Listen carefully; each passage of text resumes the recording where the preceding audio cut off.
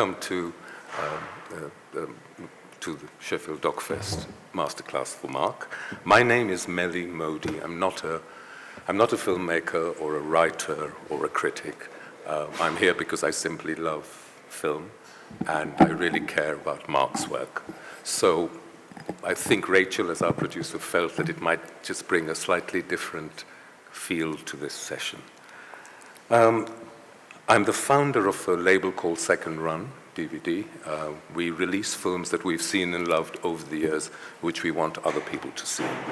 This year, we released, well, I'll step back a bit because this year, British documentary filmmaking and the tradition of British documentary filmmaking has been really important for me, in the past and now.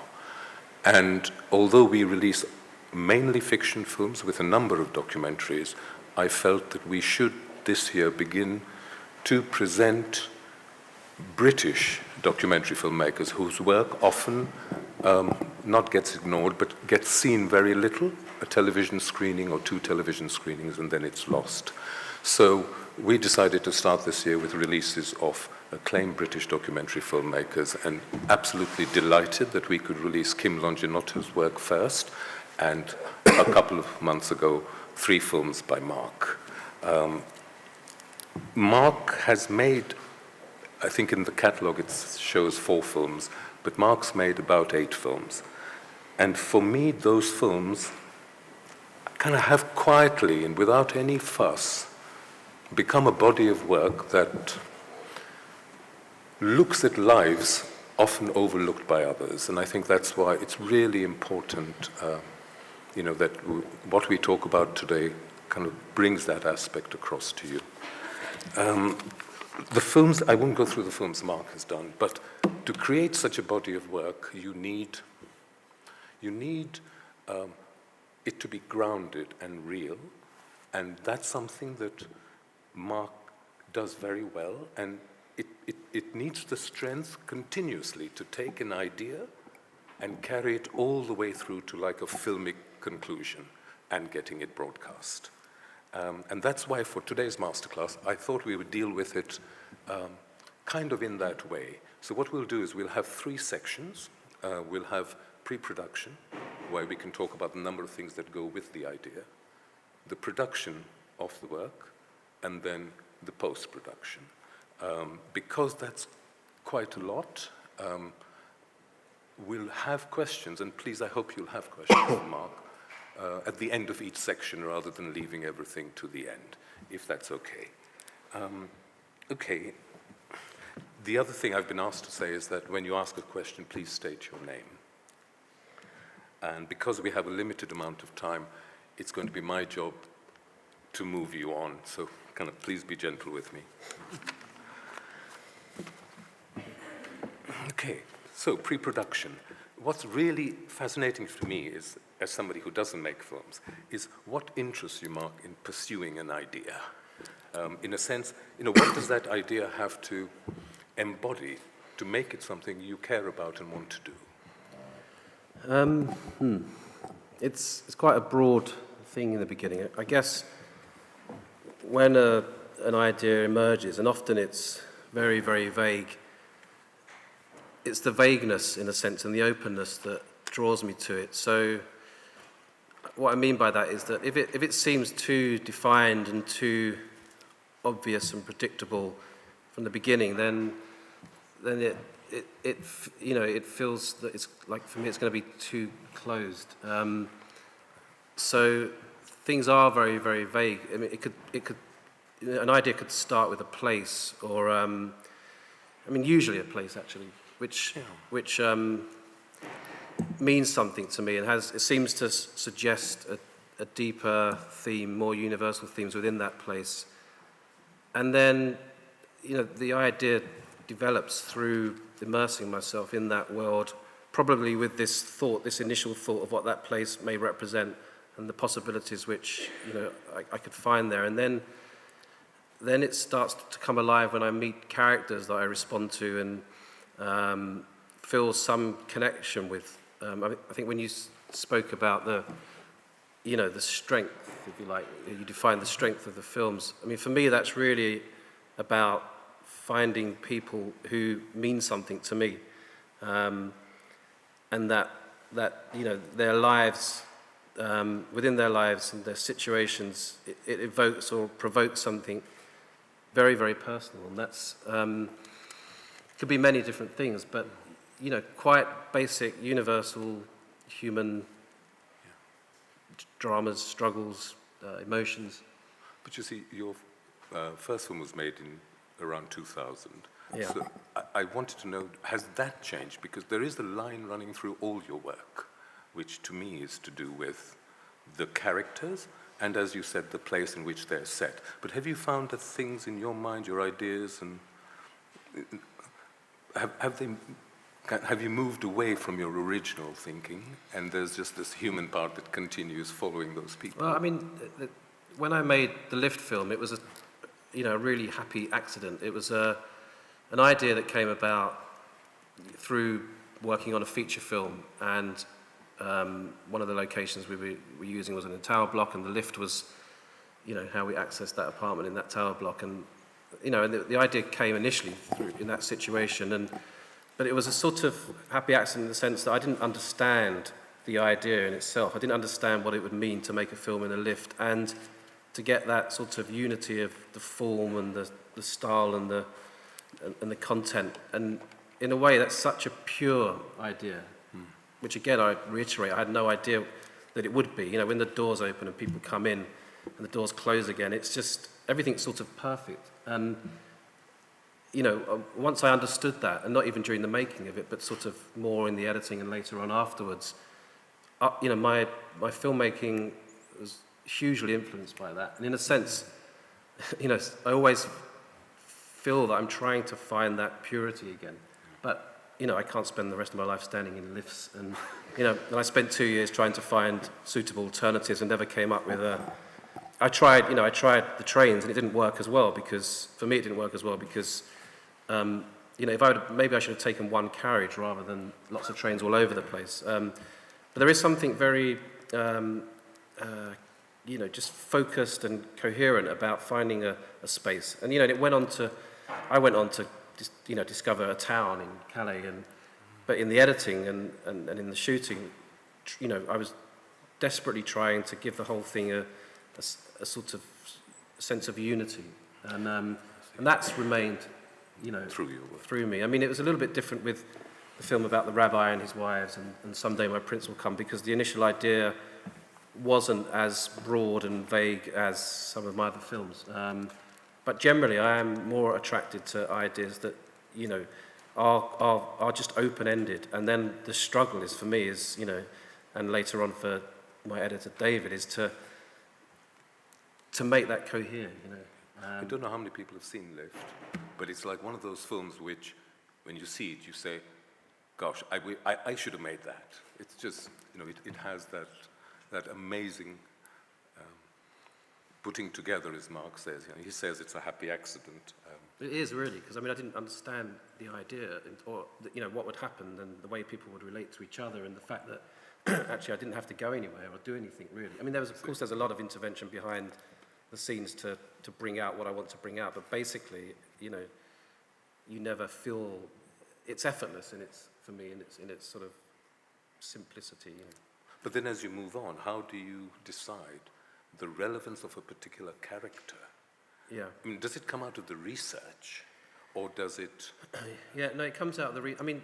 if you take the film that I just made in the city, that place has some kind of meaning to us all. It's quite suggestive, and it has a resonance, and I think that when I'm out there looking around, all those, of course, it's not my world strictly, but in a way I'm part of it, and I'm in a sense looking for archetypes, but then to go beyond that. So, when I discovered Norman, for example, I think we're going to see a clip from Norman soon.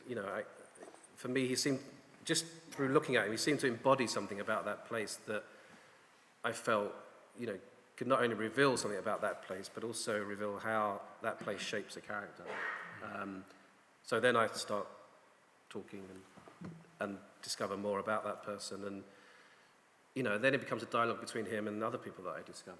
So in a way, the research part kind of mixes together with you filming. Filming is part of your research as well. Yeah, absolutely, yeah. Okay. Yeah, you know, although we're artificially, you know, breaking up this, I mean, the only thing that's, and maybe even becoming less so, the only thing that's quite separate to a point is, you know, editing and music. But even more recently, in the last 2 films that I've done with David, we've edited for 4 weeks, had, you know, a break in between, and I've been shooting during the editing. So actually, the whole thing is becoming more and more, you know, sort of meshed together. And I mean, that's good and bad, because sometimes, you know, you can go out and think, okay, I need that, and you know, when you're so far down the line, you can be very specific about what you want. And you know, in the barking film, I got a little bit nervous about that because I didn't want to close off anything. You know, again, it's this need to sort of try and encapsulate everything. But there does come a point where having that focus and that clear idea of what you're looking for, you know, is really useful to make the whole thing cohere, because you know it's sort of endless otherwise. Mark just mentioned Norman, who's a character in Mark's latest film, Men of the City. We've got a collection of clips to show you to illustrate the discussion and the points, but I think this is the only clip we'll show you from Men of the City, because it's really a film you should see. It's also full of surprises, and I think it kind of goes a little further even. It takes the same base that Mark has, but pushes it much further. So this will be the only clip, but Norman, who is the character you'll meet now, perhaps, I don't know whether you want to speak about Norman a little bit before we see him or after. Maybe after. Okay. Yeah. Okay. So could we have clip 1, please? Are our heads in the way? Or okay. Fine.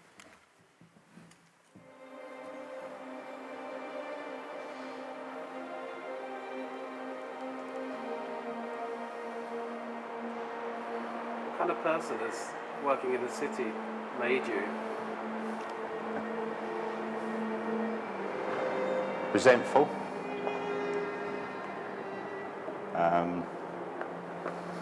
Sometimes it's all right, sometimes more resentful than anything, perhaps, yeah. More resentful. What do you mean by that? Having to give up life, things you'd probably want to do, but couldn't do.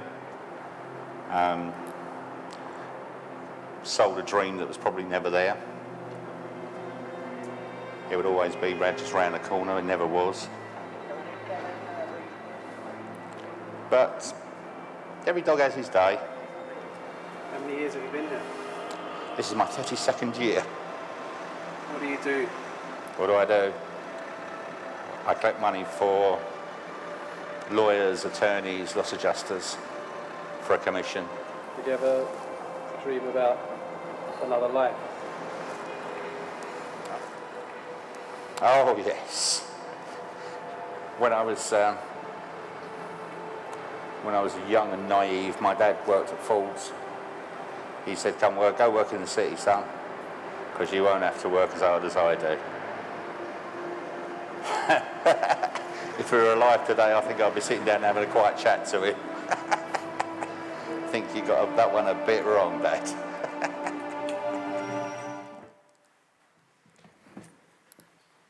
Yeah, it's just, you know,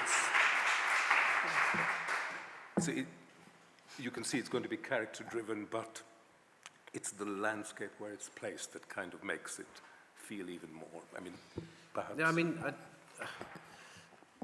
I'm asking myself what initially I was attracted to with Norman, and it is that thing of often you start with a face. You know, you look at somebody, and I've met a lot of characters in my films where it's sort of a glance across the street, and something about them just draws you in, and that is to do with being in a place that you've got some ideas about, and meeting people that seem to grow out of that landscape. You know, often filmmakers talk about, they go to sort of rural locations to find characters that they describe as sort of, growing out of that landscape. And for me, Norman was that, but in the city. And you just know that, when you meet somebody like that, there's going to be a whole lot of stuff underneath that's going to be, human emotions that are going to be really interesting to explore. And it's not just for the sake of of telling a very personal story about Norman, but, with that thing in my mind of how this place is shaping him.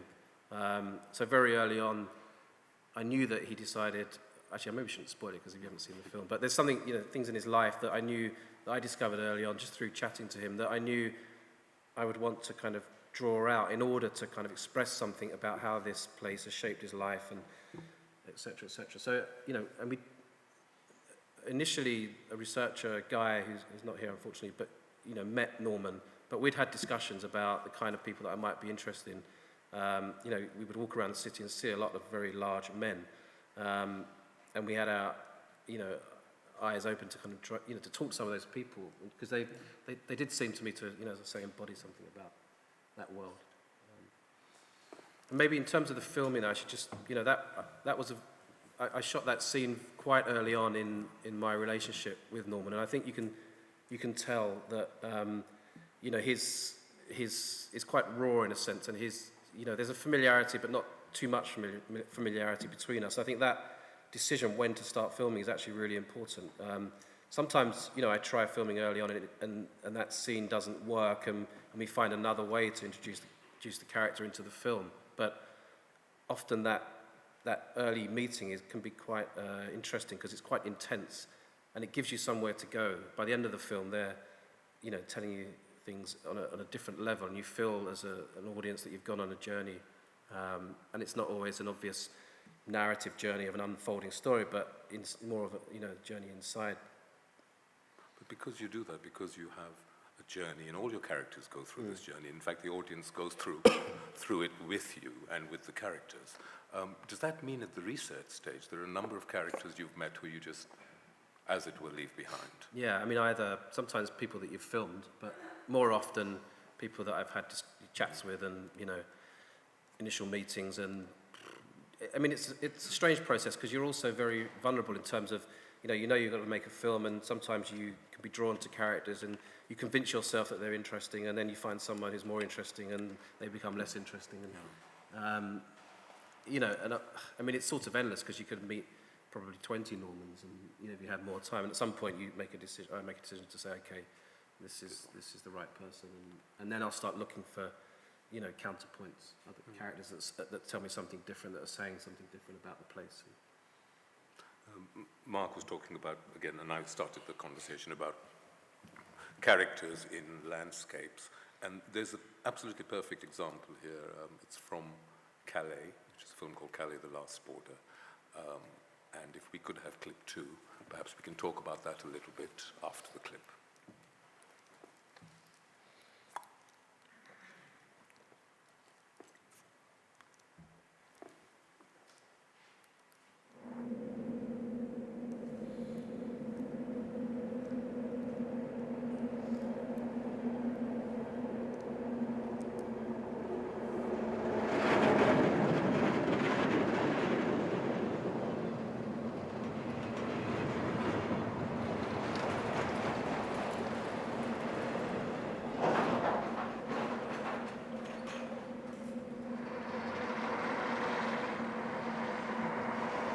I was the only one they take off the bus, so that I needed a visa. What did the immigration say to you? I told them that Eurolines sold me the ticket, told me that I could go to London. They say that I shouldn't go to Eurolines, I should come to them first. Because it's them run things and not Euroline. Yeah.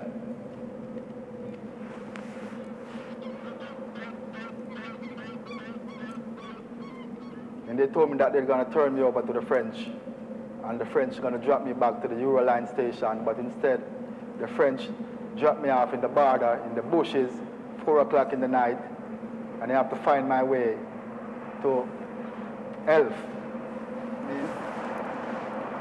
Now I'm on the border of France. I cannot go into England, on the border of France and England, and looking at England and cannot go into England. On the border of France, waiting for a Euroline bus to take me back to Brussels. My dream was to go to England and make it, as a big time chef. Want to show off Jamaican food, cook some soups, chicken soup, beef soup, red pea soup, oxtail, curry goat, fricassee chicken, French fried chicken, rice and peas, white rice, dumpling and yam and banana. Sure of Jamaican food, you know. I mean, that for me is like, you know, the perfect situation where you take the character, you've got his story, you set him in a landscape and you find him in that landscape, which is the story. I just wonder how that happens.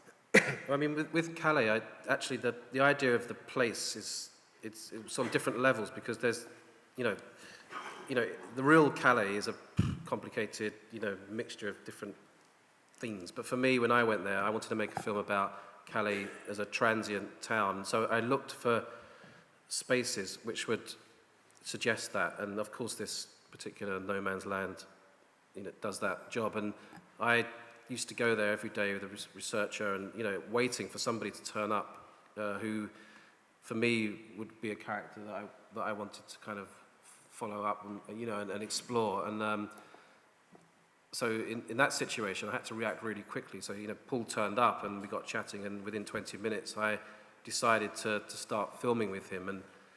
And in my, you know, it was actually sort of almost like writing a script on the spot. So I decided to just stay there with him for many hours, you know, until he could get the bus, which never turns up, back to where he came from.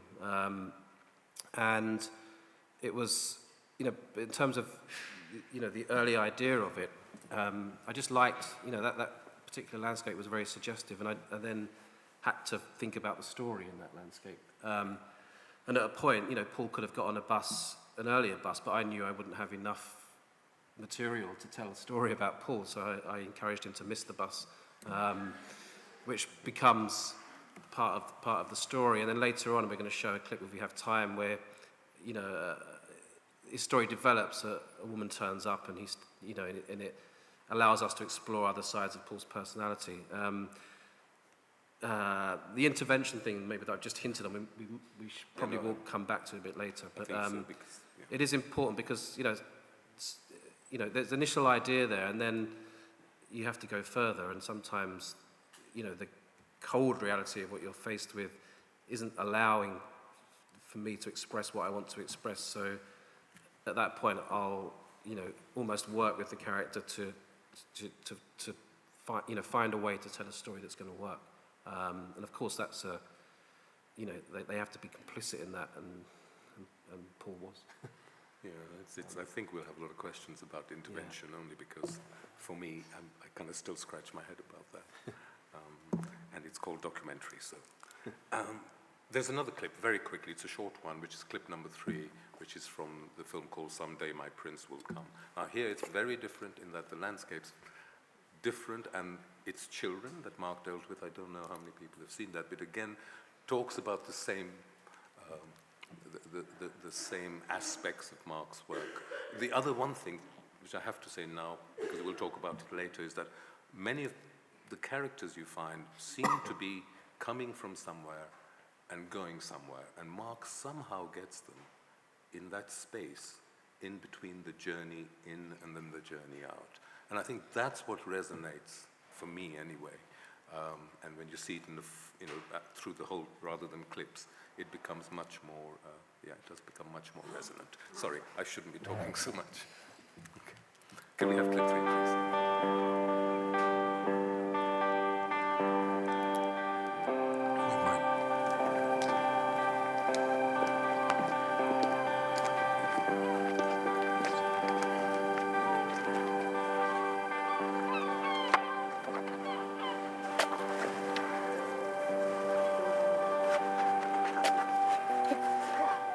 Ben's idea of happiness was digging with his mates for worms. Happiness wasn't Laura Amber in there. That was a contradiction in terms.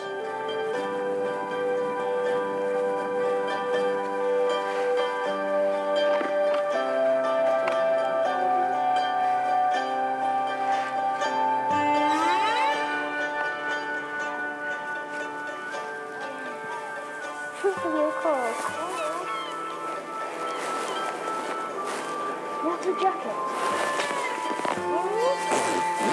Let me take my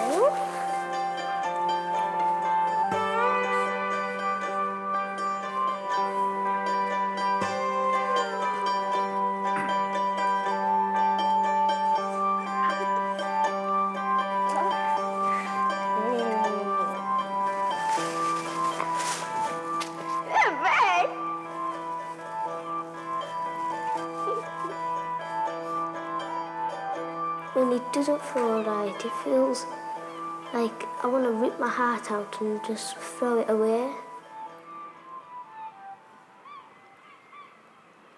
This film is a little bit different because I'd been asked to make a film about first love, and there was a choice of, you know, really young kids, 5-year-olds, slightly older, and teenagers, and I was drawn to the youngest possible, but it didn't quite work out with the 5-year-olds. But anyway, part of the research, because we're talking about ideas, I mean, so there was a theme there, there was no story, it was pretty vague, but I made a point of casting a place as much as the kids, so, you know, it took 3 months to find those 2 streets in Cumbria, and through a process of a researcher that I was working with, getting lost.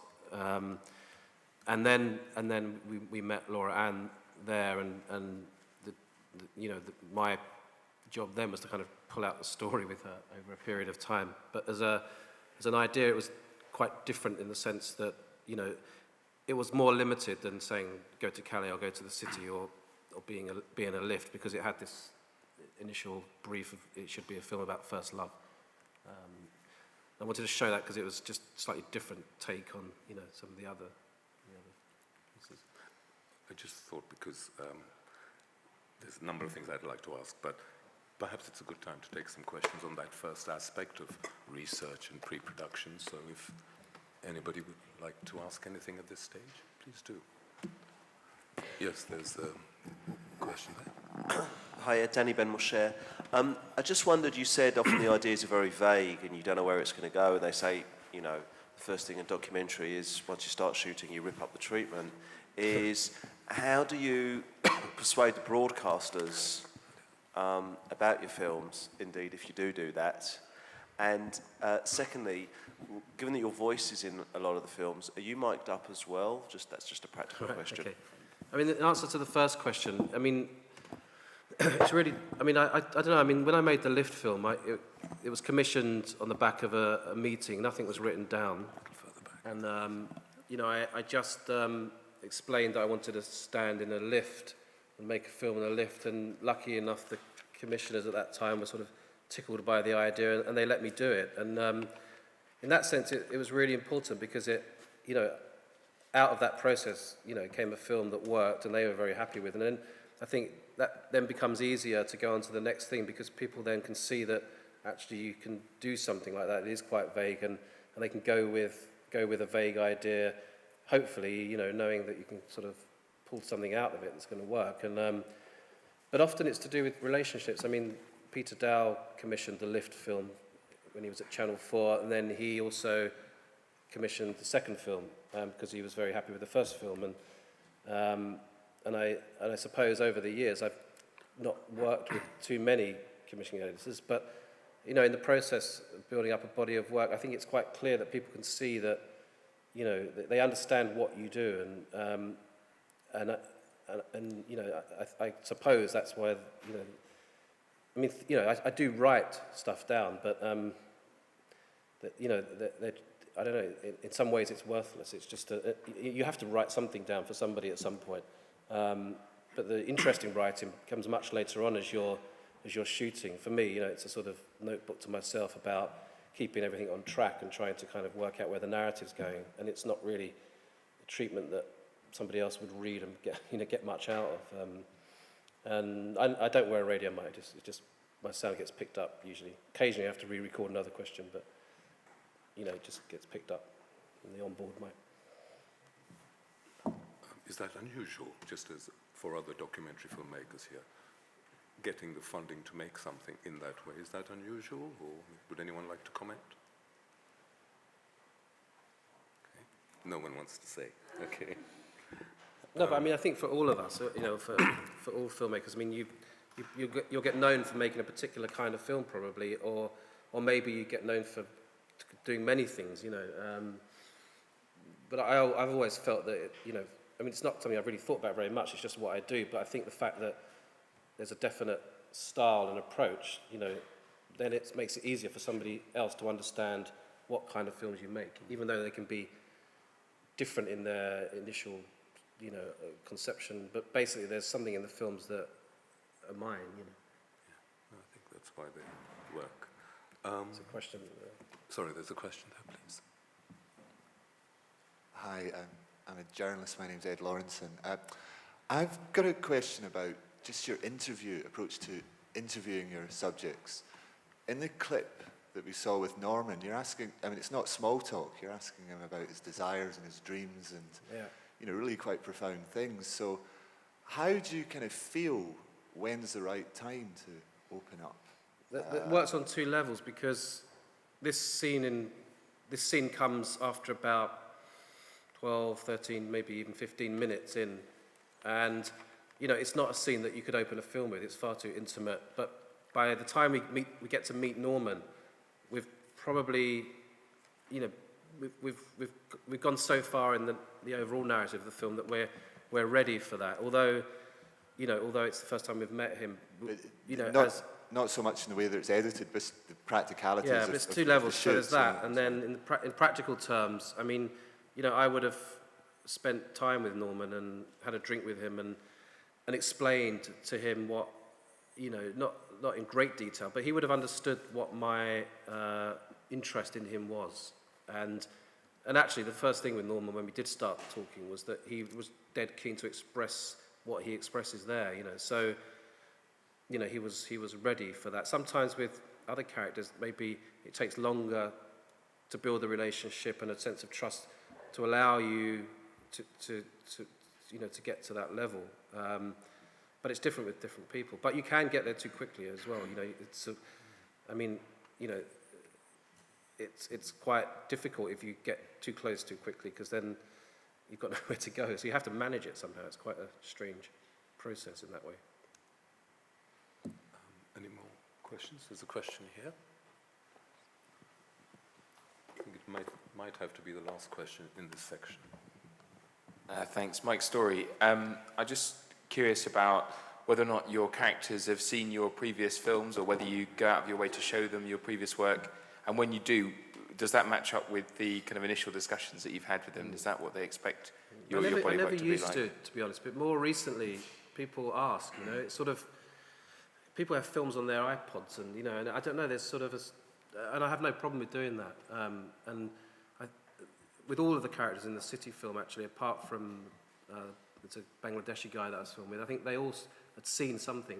And sometimes, I mean, it works on different levels. Even sort of the Corporation of London, you know, wouldn't give me access to the street cleaner that I wanted to film at first. And so I sent him the Lift film, and he saw that, and he realised that it was going to be that kind of film rather than something that was going to destroy the corporation. And so I would probably choose which film to show to people, depending on who they are and how I feel, what I feel they may respond to. And I have no problem in doing that. But it never used to be the case. It's just something that's happened quite recently. And it can be good, actually. It's sort of, you know, it's quite honest. But there are some characters that I wouldn't do that with, if it was just a one-off situation where I wanted something a bit different to express something else. So. Okay, we just move on, because none of this would work anyway unless the filming of it was done properly and gave you what you needed to put together to present an idea, a much larger idea. We just have a clip from Lift because it's a wonderful film, but besides that, it's the first introduction to the characters, and that, for me, is so important in Marc's work, where it's that first introduction that draws you in. And, you know, I'd really like to learn and ask more about that. So if we could have clip number 5, please. Not 4, we just go to 5.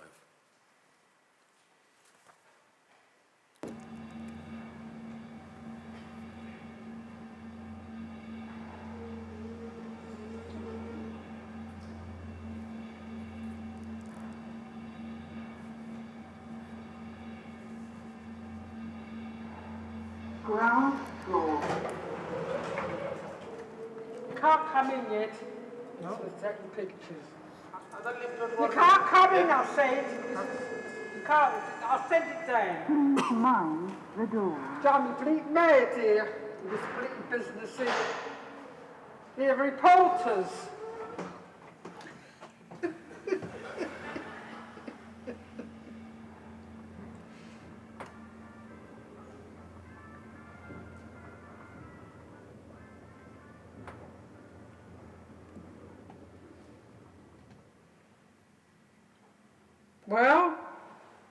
Hey, we're here. Mazel tov.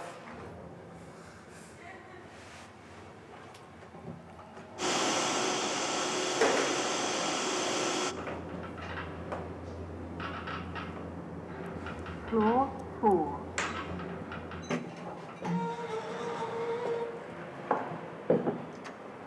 Mind the door.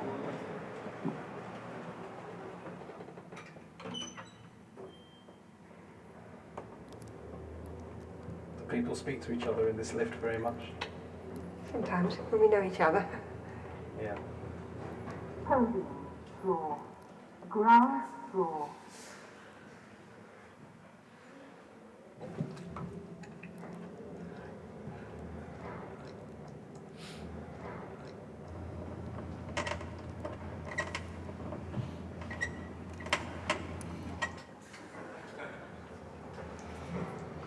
We've got a sauna and jacuzzi in the flat. You know, just the basics. Really enjoy it. And it seems to be a really nice flat. Sorry, excuse me? Got a sauna and jacuzzi in the flat. It may seem unbelievable in this block, but the old flat was really nice. Have you had a few too many beers tonight? I've had a few because I quit my job yesterday. I'm going to be starting a new job in a couple of weeks. I've been out celebrating tonight.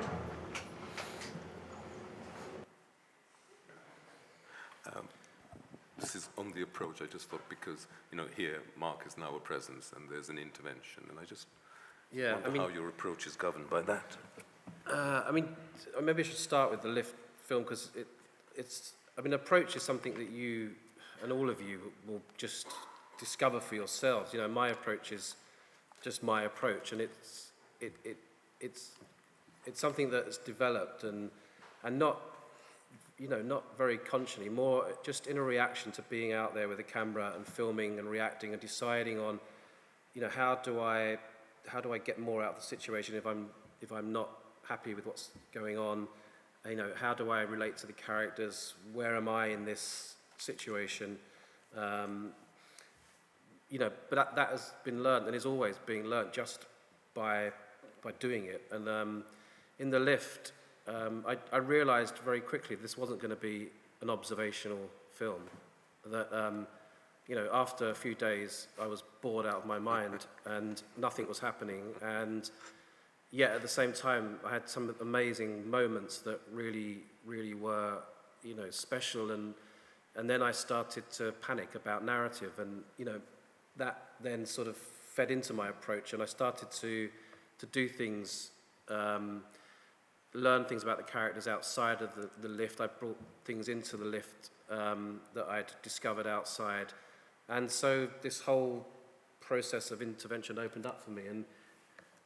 And one of the reasons why I had confidence to do that was through working with Pawel Pawlikowski on some fiction films. And you know, before that, I'd worked with British directors who were trained at the BBC and quite straight in their approach.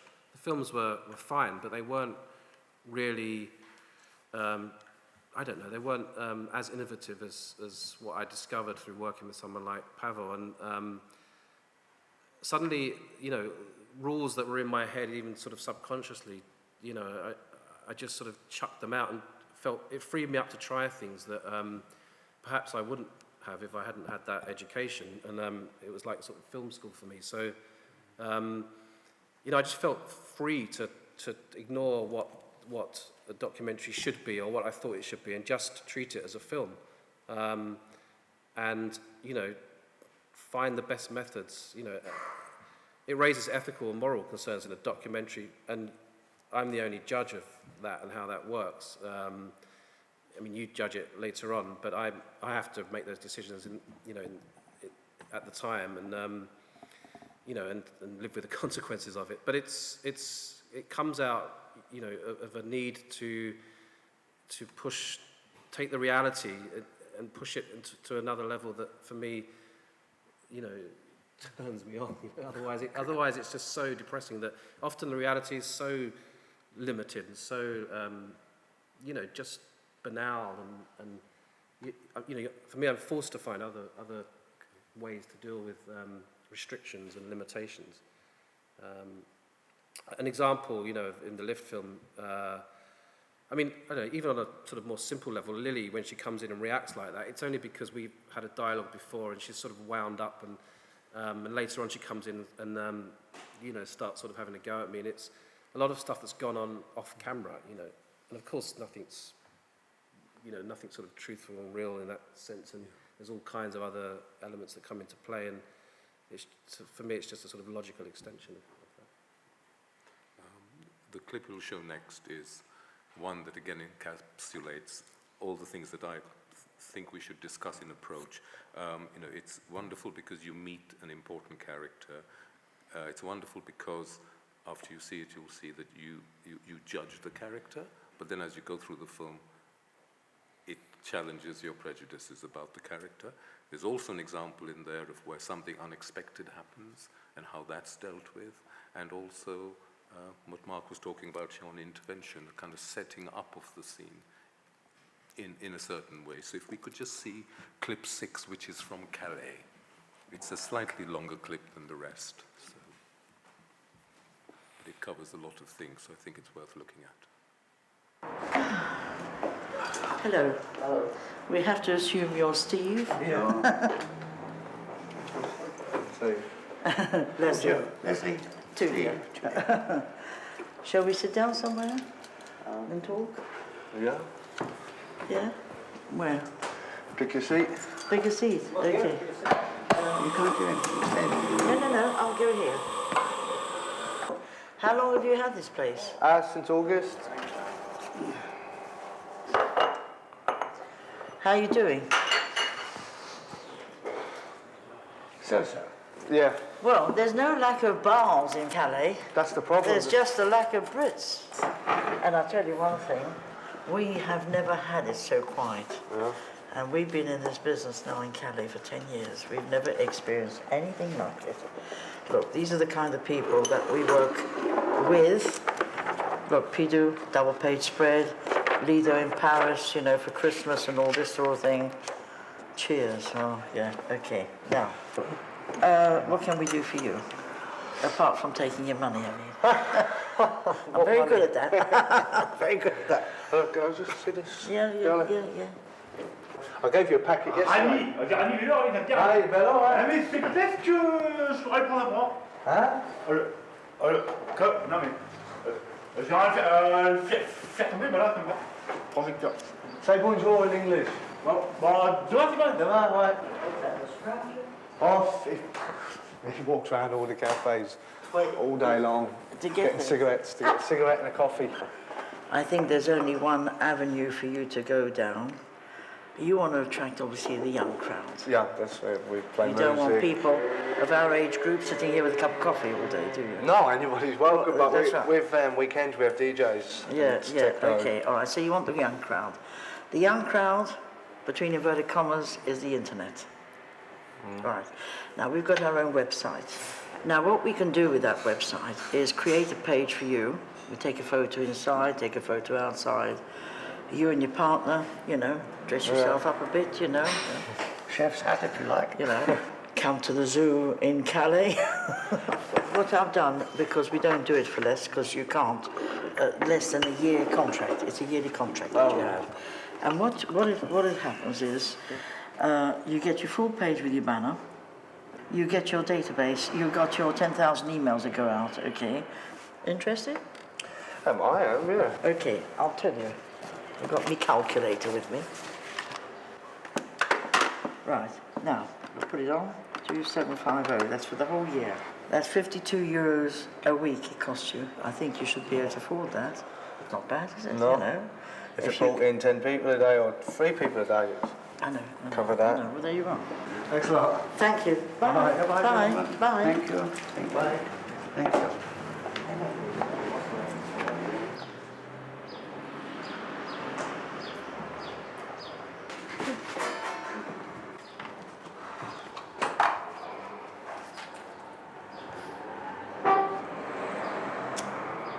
You'll do business with her.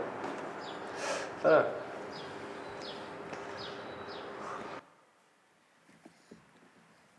I'm sure you picked up all the Is it scripted? Is it set up? There's so much in that for me. I was just sort of taking notes, thinking through what's going on there. I mean, first of all, I should say that we've met Steve in the film before, and we've met this bar. We understand that it's not really working out. We kind of get a sense that this is a godforsaken place to be in.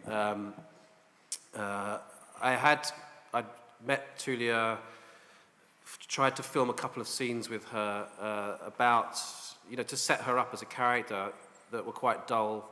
We discarded them in the editing, chose this way of meeting her. I decided that I wanted her to go into Steve's bar because, she does that anyway, but she just didn't do it with the character in my film, so I wanted her to do that as a way of bringing her into the story. But I didn't know that when I was shooting that it would be a first scene.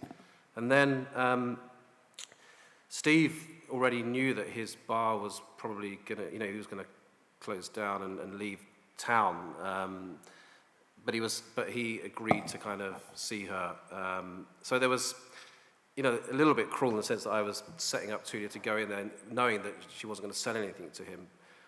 But the reason why I'd done that was because, this sort of the larger themes in the film about, being this place that was sort of dying and people in this stuck in this situation. When the line about, come to the zoo in Calais, there is a sense in the film that people are stuck in this space, and they're waiting for the next sort of chapter of their lives to unfold.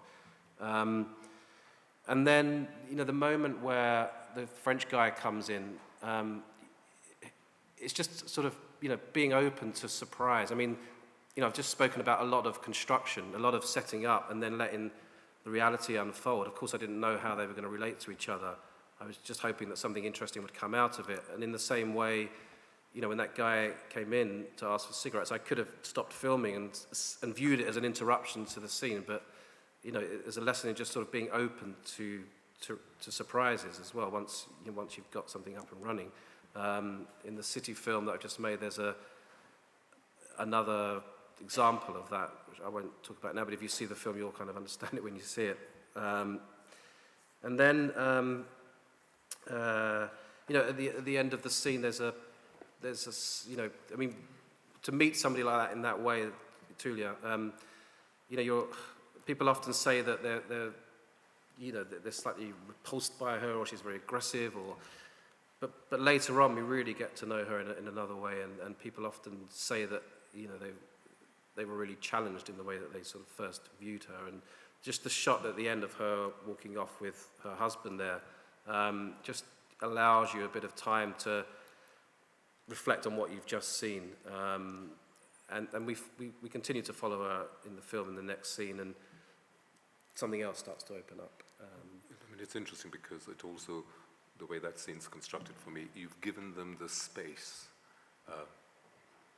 to connect somehow without us realizing it. And I think when we go into post-production and talk about editing and putting things together, we should cover that a little more because it's an important part of your work. I won't go into I wrote about the editing here just now, but there's, we can save that for a little bit later. So a lot of the narrative, you're saying, is constructed through... Well, it's sort of feeling of, I was really, I was always thinking about how there's 4 or 5 characters in this film, and how are they going to kind of talk to each other? Yeah. They, in the same way that Paul's, stuck in this sort of bus stop world, Steve is stuck in his bar. Tulia is slightly different because it's more of a psychological state that she's in. She lives in the town centre, and the space in which we see her in the film is slightly less defined. She's much more part of the town. She's been there, and she walks through the town. But I was always thinking, how am I going to get these characters to talk to each other? Later on, I think we've got a clip that really nails that down, not just in the shooting, but in the editing and the construction of the story, really, and the construction of time and space, and the feeling that these characters exist in the same world and their stories are unfolding, in parallel. So in terms of narrative, is there anything you'd like to ask, or in terms of the filming of it, things like what do you film on, or is there anything that you feel you'd like to know? Is there any? Hi.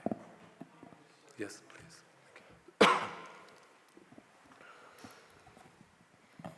Hi, I'm Maggie. I'm a documentary filmmaker. I have a question. When you're talking to somebody, you can usually tell if you agree with them, what they're saying, or if you don't agree. And I was wondering if you ever find yourself lying in a way when they're telling you something that seems crazy to you. Would you agree with them to get them to keep going? Or do you let them know in your face if you don't? It depends on what the situation is. There's always a decision to be made about when, for me, when I will step into a scene or a situation and change it. I think have we got the meal clip? I mean, We've got the dinner clip, yeah, but it's There's quite long, and yeah, I'm not sure we'll have time. But there's always, you know, like, I can't remember in that scene that we just saw exactly what I would have done in the moment. But there may have been a point where, for example, the conversation dried up, and I may have then sort of stepped in to sort of provoke some other reactions and to try and get the most out of it. Sometimes if there's people, you know, if people are saying things that I don't agree with, then I may step in and challenge it. But it's just a question of when you do it. I mean, in the Barking film that I made, there's a sort of a very clear moment where we're seeing a guy who we meet and we understand that he's, you know, not too fond of his black neighbours, and a whole discourse opens up around race. And towards the end of the scene, I mean, a lot of the scene's observational in the sense that he's talking to his daughter. And then at the end of the scene, I step in and challenge him and don't hide what I think. I don't impose my own views on him, but I'm, you know, inquisitive, and I'm trying to understand why he thinks the way he does. So it just depends on the situation, but I wouldn't, you know, I don't know when I will feel that. It will just happen, you know. It will just, you know. Usually, if it runs out of steam on you know, by itself, then I might kind of try and add something to it. But it's horses for courses in a way. So. Anyone else? Well, can I ask what you would do? Do you, yes, in that kind of situation? Well, I just finished a film where I had one main character, and I disagreed with him completely on his religious views, and he didn't know that when I went into the film, and I had access to him because he thought I was on his side in a way. So I felt a lot of the times that I was kind of lying, and that's why I ask. Is there another question? There, please.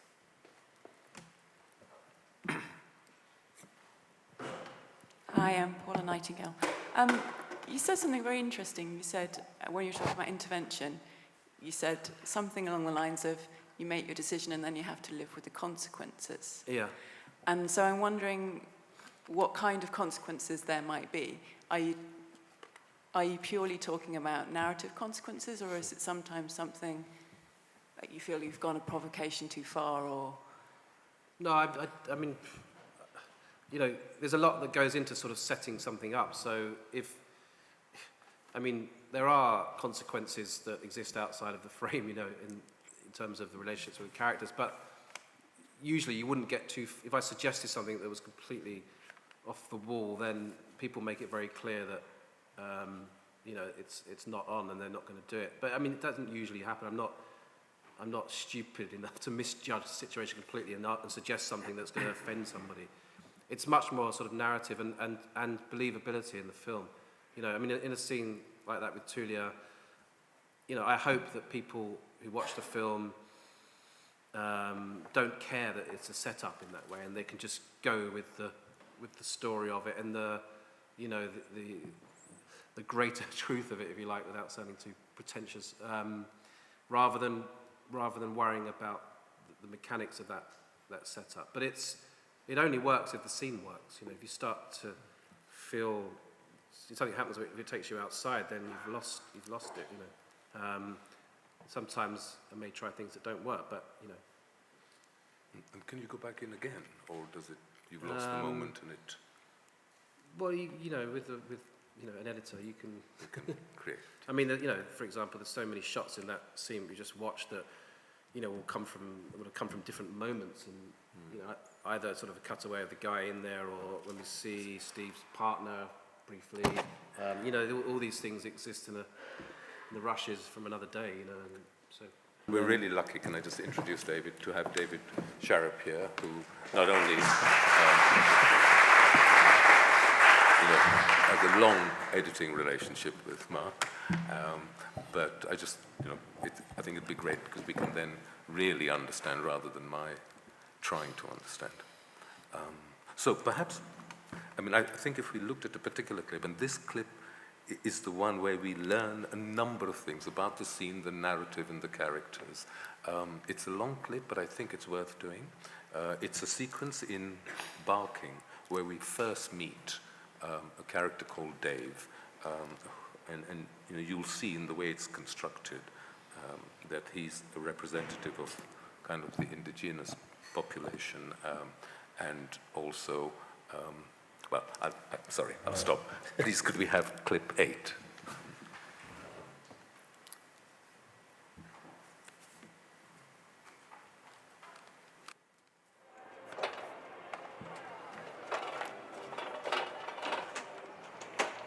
Who's supposed to be moving in? I don't know. Clive seems to think there was a black woman and kids moving in. That's the one who lives the other side. Yeah. Would that bother you or not? As long as they're quiet and they don't interfere with me, I don't care.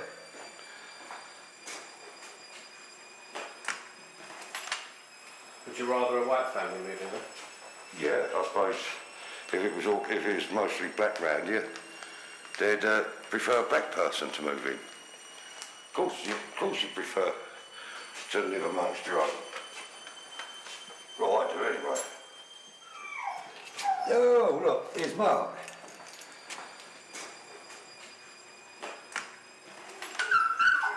Who's this then, eh? Let's have a look at you. Let's have a look at you. Come on in. Oh! Oh!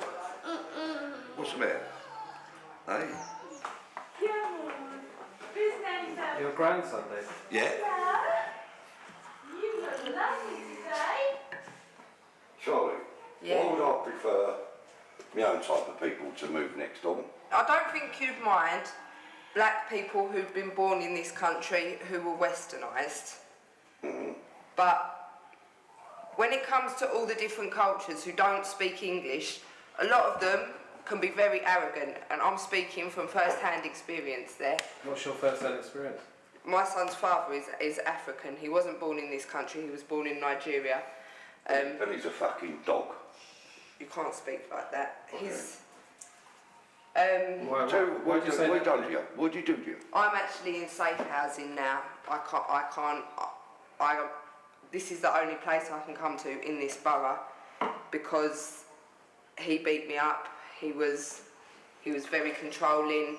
How did you feel, Dave, when your daughter had a relationship with Nigeria? As long as she was happy, I was okay. What didn't you like about it? Because I would prefer her to marry someone of her own religion, her own race and religion. But at the end of the day, even you said yourself, you don't mind what colour the next person that I meet is, as long as they treat me right. Did you ever meet... No, and I didn't want to. Because I knew it was going to end up in grief.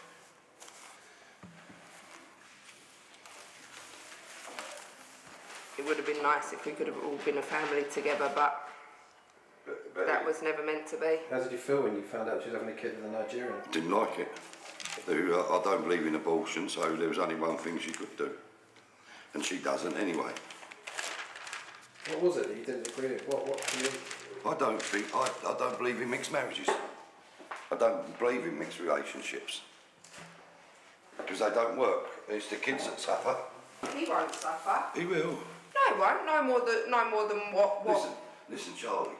No matter what race there is on this earth, there's bigots in every race. Yeah, but there's and he's going to come across some of them bigots. But at the end of the day, right, he's going to face... No, I'm not having an argument with you. I'm not having Keep an your voice argument. down. No, but I'm just saying, right, There's black people who don't like white people. There's white people who don't like black people. There's racist people in every single culture. What did I just say? No, but everyone comes across bigots in their life. Yeah, but more so him. More so because he's mixed race. No, I don't think that because... No, you don't think it, because you've not lived long enough. No. I've seen it all my life. Yeah, but Dad, in today's society, there's more mixed race people than there was in your day. Well, we just see we see what happens then. Hey.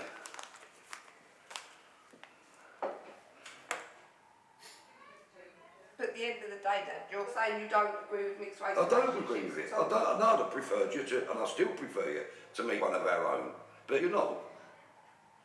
You've got preference for sunburned people, so...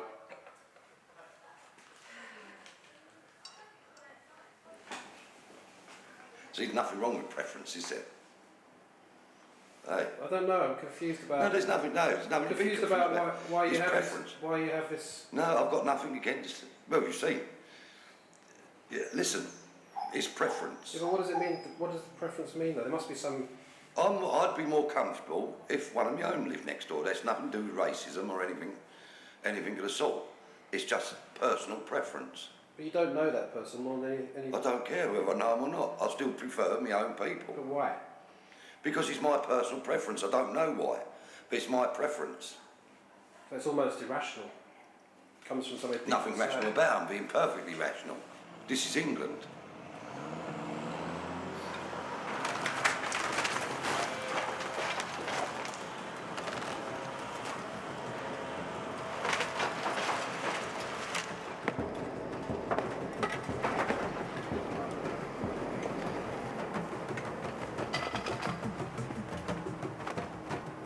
This is bacon. You get 5 packs for £3. Have a look.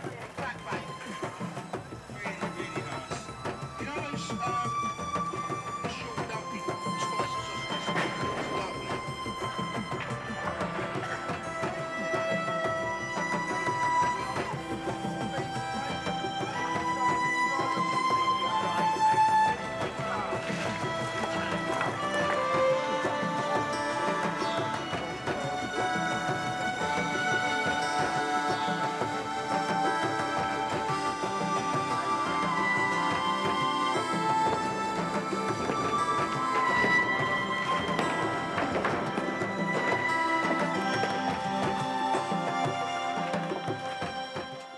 You know, that scene, although we'll talk about it, and there's intervention and all those things, the point is you still remain true to the bigger idea of what you're trying to say with this film.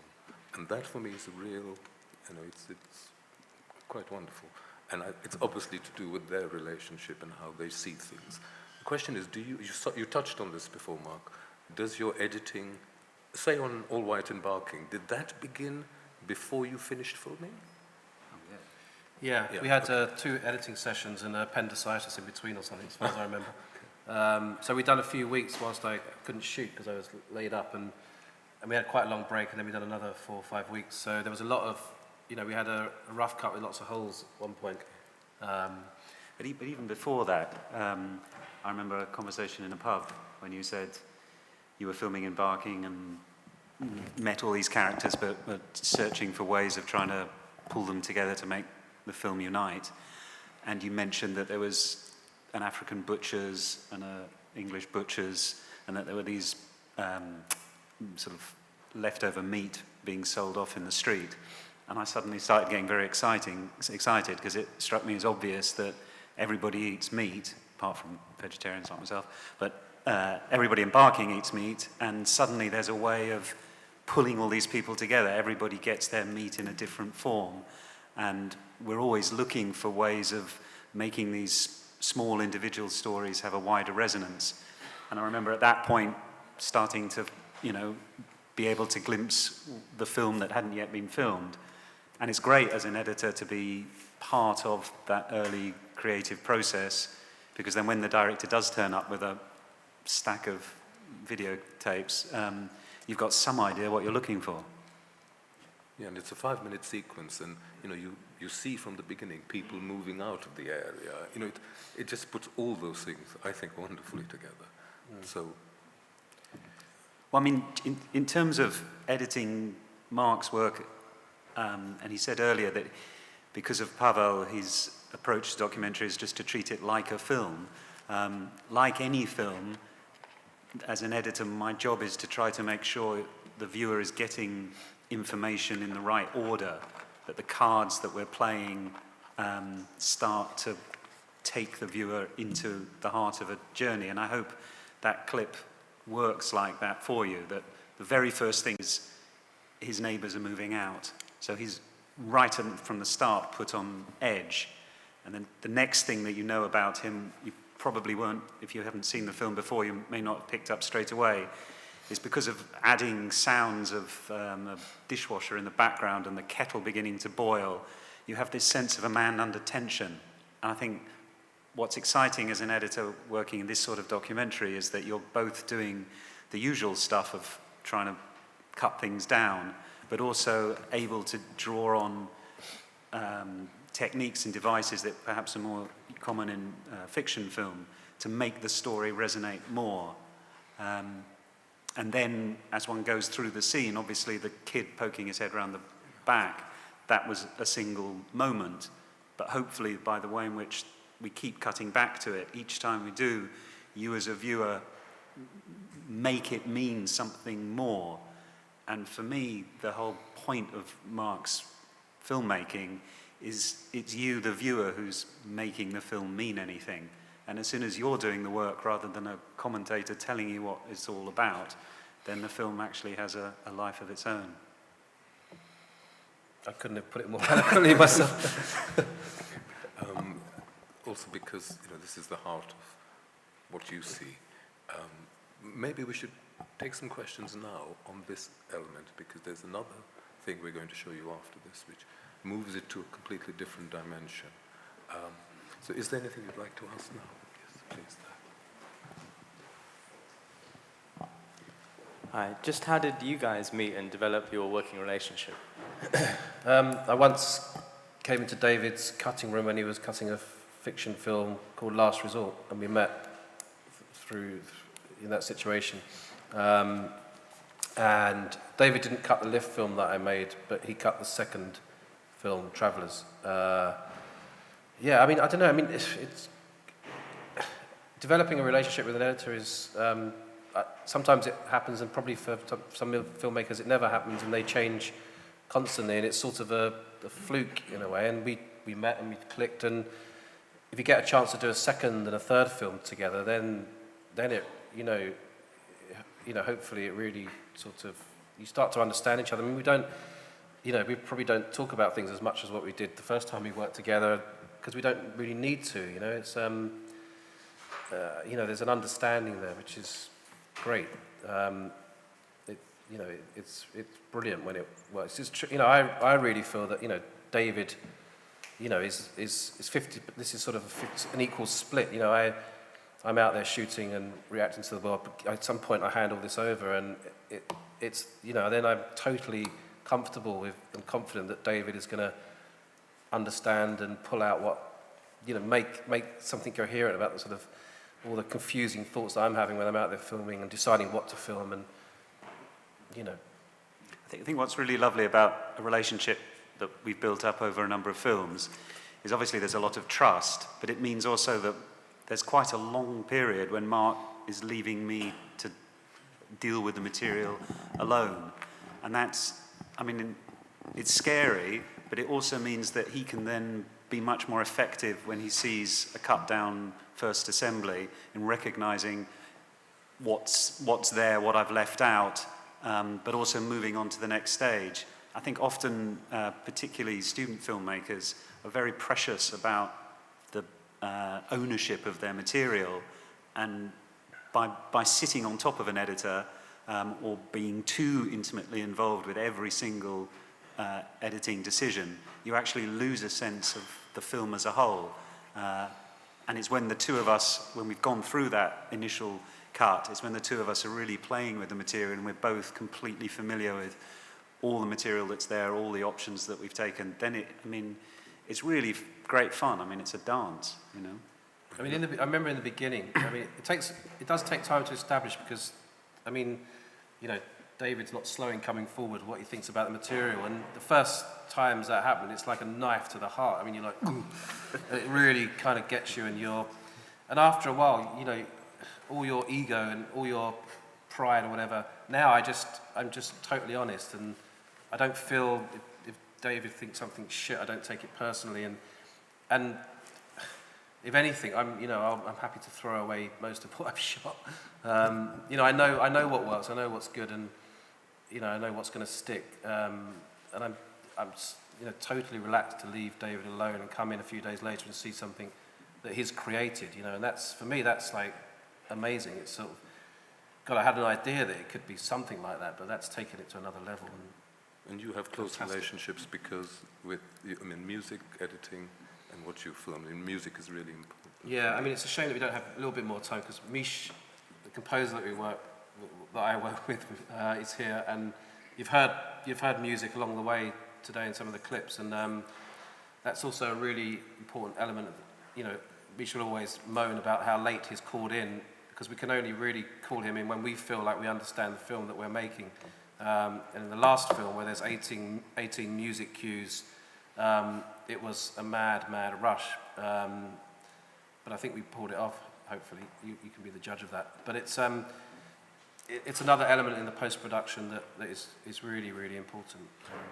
We may have time to focus on in a bit. There is a question, if we can take that one quickly, and then I have to move on. Behind you. Oh, okay. Thank you. Quick question to David. When you're going through Mark's footage and there's a shot that's maybe adds quite a lot but isn't aesthetically right, maybe it's out of focus or not well framed, I'm sure doesn't happen a lot. I don't know. How do you make that choice? Or do you go with another shot that maybe looks right but doesn't add as much to the story? Is it sometimes a difficult call? When it comes down to editing decisions on a shot-by-shot basis, obviously, if I've got a beautiful shot that's in focus, if that feels nicer, then I will use it. But there's no hard and fast rules. I remember on Travellers, the train film, there was a great character who, unfortunately, the entire role was out of focus because of a lens fault on the camera. It wasn't, he just had eye problems. My contact lenses were still... No, and I had to say, look, I'm sorry, Mark, we can't use this. Because if you've got a whole character who's out of focus, he's never going to... Be in focus. Be in focus. But when it comes to individual shots and material, the nature of Mark's filming is it's sometimes a bit rough and ready. And in a sense, that's part of the charm. As soon as things become too pristine, then they also become lifeless. And my job is to try to find bits of the shots that hold together, so that don't be too precious would be all I can say. I'm sorry, we're talking only because I have. If you a quick one here, please, in front, and then we've only got, I think, another 7 minutes. Under pressure. That clock's really big. Neil Baker, filmmaker. I also edit. I was just wanting to know how much influence, David, you have before filming happens in terms of maybe talking to Mark about what type of things for, maybe you talked about a sequence or something, maybe the sort of things that you might want for the edit. Because as a filmmaker who also edits, I always have the edit in my head, but I'm wondering how that relationship works between the two of you. We'll have a very early conversation, as David described, about themes. And as, in the last couple of films, we've had this break in the edit, and then conversations about what we need have been quite specific. Sometimes it does my head in a little bit, because David will say, well, just pan down from the sky, and it's like, well, I don't work like that when David hasn't told me what he needs, and it's not very useful to me. And and I'll go out and shoot it, and he won't use it. And one shouldn't be too prescriptive. It's not my place to do that. But it's interesting that the way in which the edits have evolved is that the shopping list is becoming a little bit more sharper. I don't think it's helpful to be filming precise shots that are already designed, because they're again going to be pristine and therefore lifeless. But when we've left these gaps, it's sometimes quite scary, because obviously it is still a documentary. It is still relying on people's authentic responses. And sometimes it's waiting for reality to catch up. Like in the Barking film, we knew that Dave was going to move from the area, but obviously him moving house wasn't something that would fit into a production schedule necessarily. So we have this card left on the screen in the edit, Dave leaves the area, and we're running out of editing time, and he hasn't. There is intervention. There is one more clip I'd really like to show, because we've got a number more, but we've run out of time. This, for me, is how you take a much bigger idea and it's put together by the editing of disparate elements to a much greater truth. If we could just have clip 9, please. It's like the parallel editing of characters.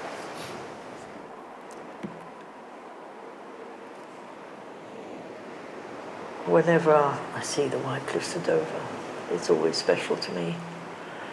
It always brings back good memories, but also very sad ones from the last war.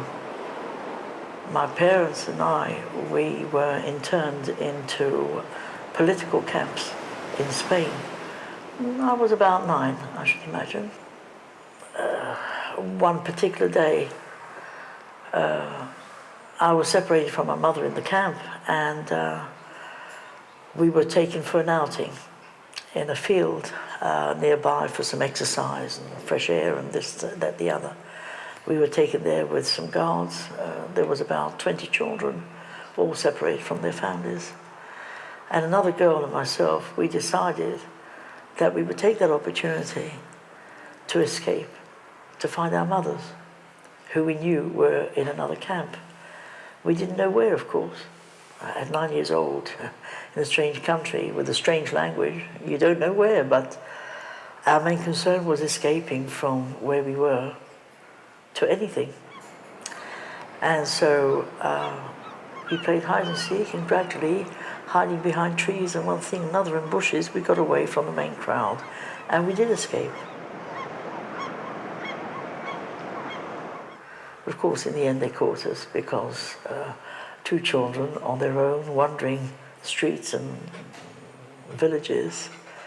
I can't remember exactly where they caught us. So you never found your mum? But we never found that one.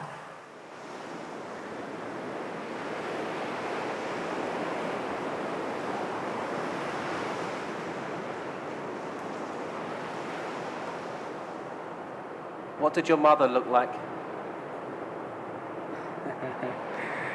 She's looked like my, you can see in my picture, she's looked like me. My father is also looked like me. My brother, my mother, especially his eyes, were very, very, very brown. Look like my eyes. She's very beautiful woman. She is very bold woman. And you can see in my face, she's looked like me, sir. Do you have a photograph of her? Yes, I have. I had a photographer, but when I came to France, I lost his photographs because I came here in the very difficult ways, very dangerous ways. So I lost that picture. I had one picture of my mother, but at the moment I don't have his picture, her picture. I'm sorry to say it. If I have a picture, I will see you. This is my mother.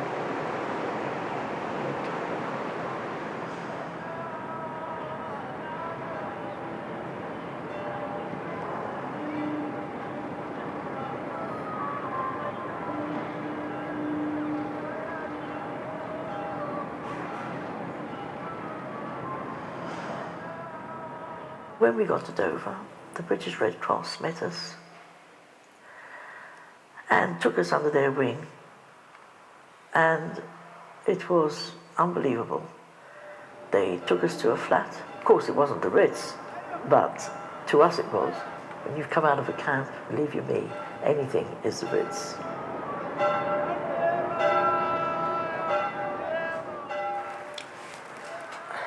As I grew into a young woman, I took some very serious decisions in my life.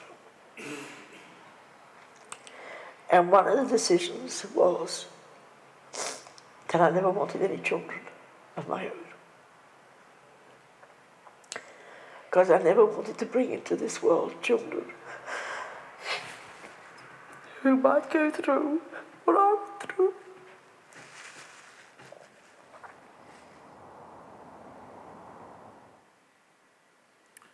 Sorry, I always need a minute after that.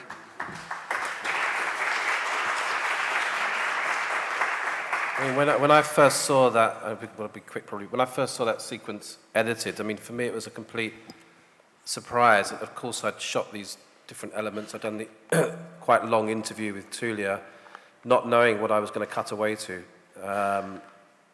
And then, the sequence with Ijaz on the beach, and I obviously had lots of shots of refugees wandering around the town, and I'd shot, the town up above from the lighthouse and the clouds, which sort of disappeared on there a little bit. But, and suddenly one day came into the edit, and that was a sequence. And for me, it's like, wow, I think, I'm sorry, I'm going to have to move to the end, because it's the art of all this put together, and I think you make the most beautiful and humane films.